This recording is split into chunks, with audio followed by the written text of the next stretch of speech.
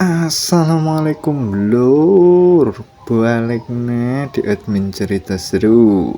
Mari kita lanjutkan cerita om sangar satu ini dulu. Oke, langsung saja gas. Setelah berhasil mengalahkan Smoker dan masuk jajaran top 100, Shigaraki pun meraih kemenangan beruntun, seperti contohnya melawan Koga rank ke-99. Lalu seorang pria berjulukan Protein Man berranking ke-88. Bahkan seorang pria berperingkat ke-50 pun dilibas habis oleh Shigaraki. Setelah berjuang keras, Shigaraki pun akhirnya berhasil mengumpulkan uang sebesar 1 juta yen. Dia pun bertemu dengan mantan istrinya di suatu restoran. Tentu mantan istri Shigaraki cukup terkejut melihat jumlah yang diberikan oleh Shigaraki. Apalagi Shigaraki hanya bekerja sebagai pengantar makanan. Melihat ekspresi terkejut dari mantan istrinya, dia pun tersenyum. Shigaraki hanya ingin mantan istrinya itu menggunakan uang itu untuk biaya kuliah Haruka. Sementara dengan mantan istrinya, dia masih merasakan curiga pada Shigaraki. Dia pun menyangka kalau Shigaraki telah melakukan pekerjaan ilegal, atau mungkin saja Shigaraki telah melakukan kriminalitas. Tentu mendengar kecurigaan dari mantan istrinya membuat Shigaraki sedikit panik. Dia beralasan kalau dirinya telah membantu bisnis kawannya. Mendengar kalau Shigaraki tidak melakukan hal-hal kriminalitas atau hal-hal yang membahayakan membuat mantan istrinya sedikit lega. Tapi tetap saja mantan istri dari Shigaraki ini khawatir. Dia berpesan kepada Shigaraki untuk tidak melakukan hal-hal yang berbahaya. Apalagi hal-hal yang dilakukannya bisa membuat Haruka menjadi khawatir. Shigaraki dengan tersenyum, dia mengiyakan apa yang dipesankan oleh mantan istrinya. Lalu beberapa saat kemudian, kini Shigaraki telah bertarung kembali. Shigaraki pun mendapatkan Pokemon mentah tepat ke wajahnya, yang sampai membuat hidungnya berdarah. Tentu saja kejadian itu membuat Siti sedikit panik. Terlebih lagi pukulan itu mampu membuat Shigaraki tumbang. Di sana Siti bergumam, melawan mantan juara tinju internasional mungkin itu terlalu cepat.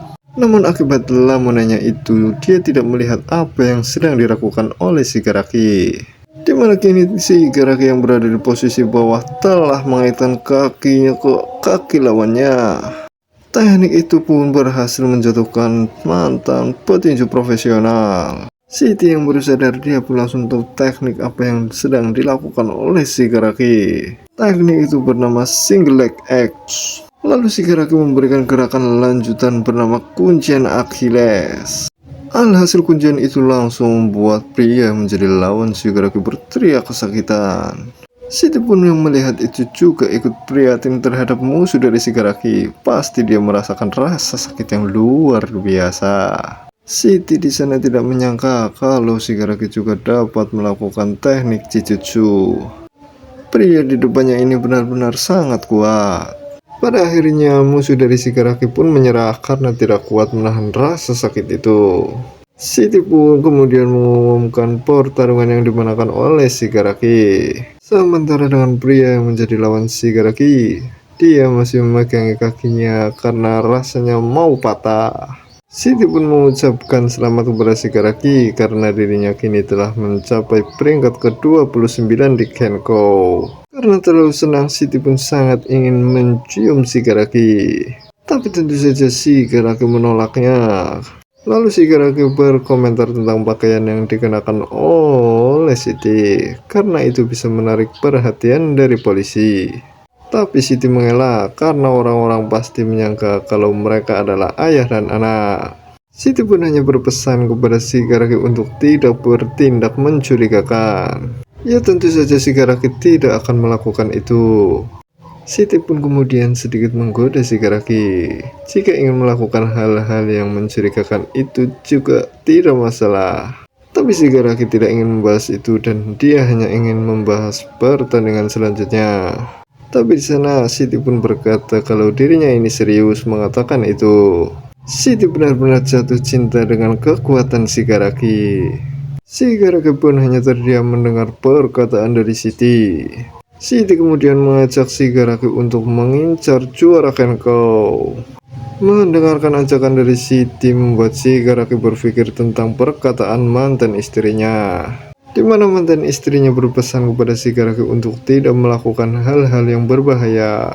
Apalagi hal yang akan dilakukannya membuat Haruka khawatir. Mengingat pesan itu dari mantan istrinya membuat si Garaki berkata kepada Siti, "Seperti yang sudah aku katakan sebelumnya, aku hanya mau menghasilkan 3 juta yen saja. Hanya itu, aku tidak mengincar kejuaraan sama sekali."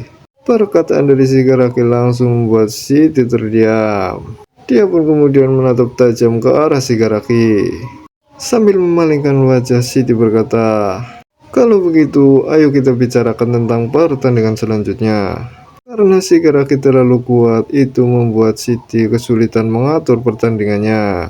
Siti pun lalu menanyakan apakah tidak masalah bila dirinya mencarikan lawan yang cukup sulit untuk si Garaki. Mendengar itu dari Siti, si Garaki pun tidak masalah. Akhirnya Siti pun berhasil mengatur pertandingan selanjutnya. Kemudian Siti membalikkan badan dan menunjukkan siapa yang akan menjadi lawan si Garaki. Dia pun menunjukkan handphonenya dan memperlihatkan 2 orang pria di sana. Tentu si Garaki sedikit bingung siapakah yang akan menjadi lawannya, karena di foto itu yang terlihat ada 2 orang pria.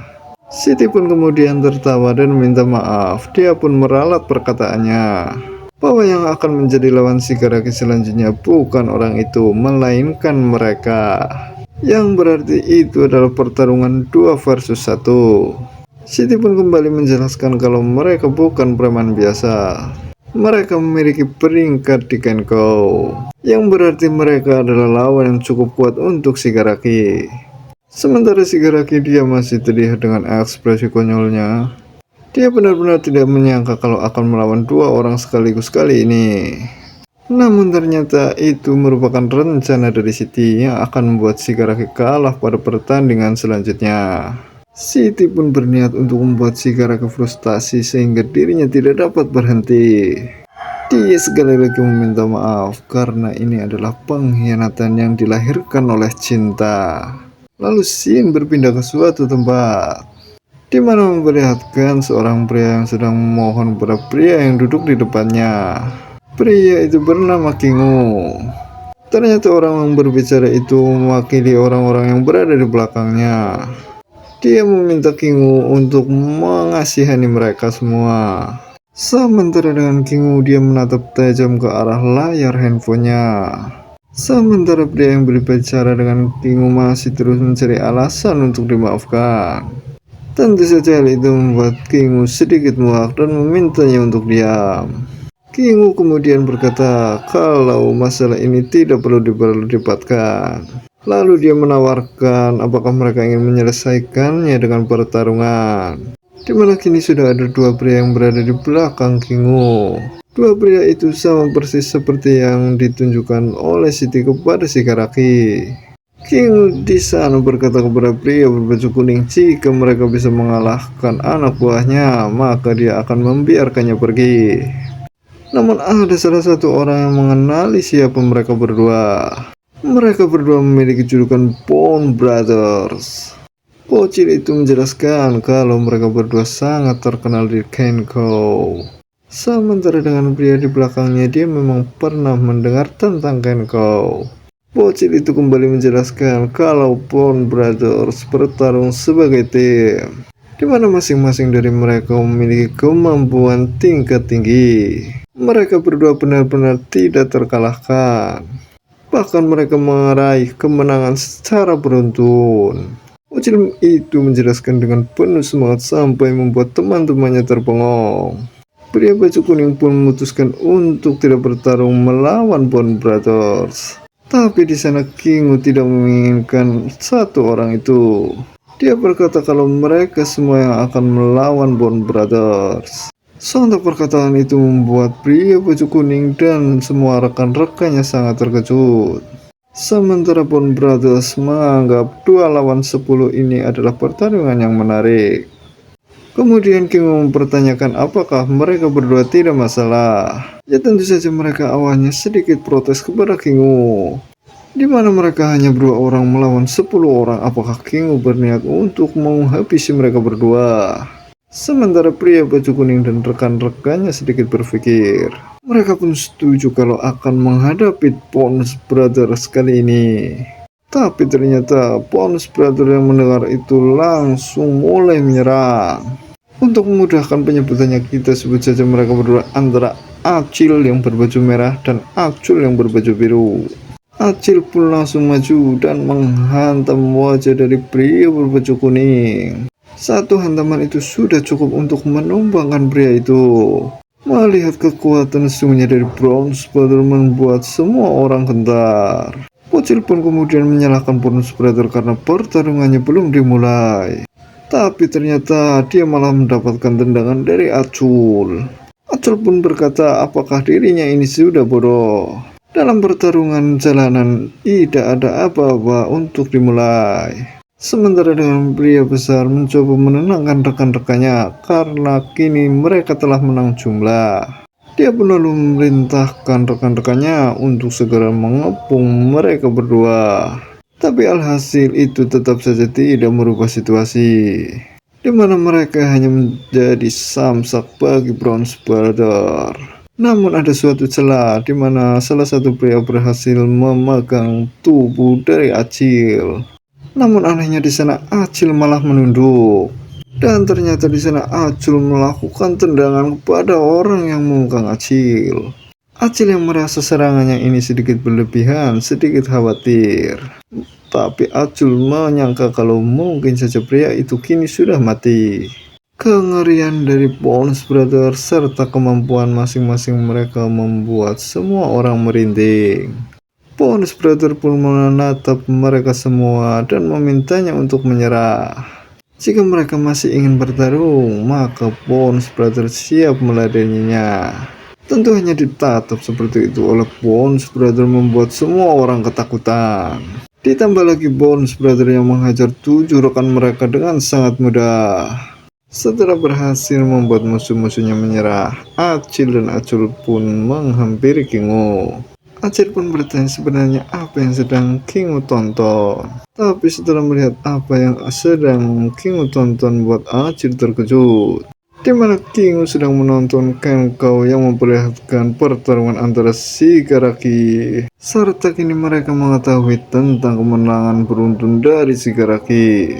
Namun Acil di sana masih meremehkan Shigaraki yang kemampuannya masih lemah. Sementara dengan Acil di sana bertanya-tanya siapa sebenarnya bapak-bapak tua itu. Di sana Kingu mengiyakan kalau orang itu adalah bapak tua biasa.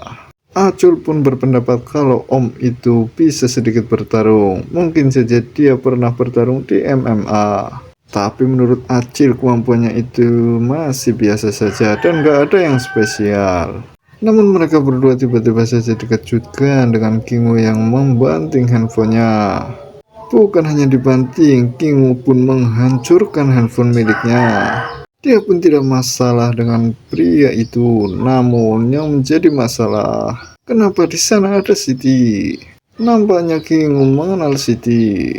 Dia pun bertanya-tanya apa yang spesial dari orang yang dibawanya. Tentu saja mendengar nama Siti yang disebut oleh Kingu membuat Bones Brothers terkejut. Lalu Kingu mengatakan kepada Bones Brothers kalau mereka akan segera melawan orang tua itu. Tentu perkataan itu membuat Bones Brothers terkejut. Tapi Kingu akan memberikan sebuah bonus spesial pada mereka jika mereka berhasil mengalahkannya. Tentu saja itu membuat Bones Brothers langsung bersemangat. Namun ada syarat yang harus Bones Brothers lakukan. Tentu saja itu membuat mereka berdua kembali terdiam. Dengan tatapan tajam, Kingu meminta kepada Bones Brothers untuk menghabisi Shigaraki.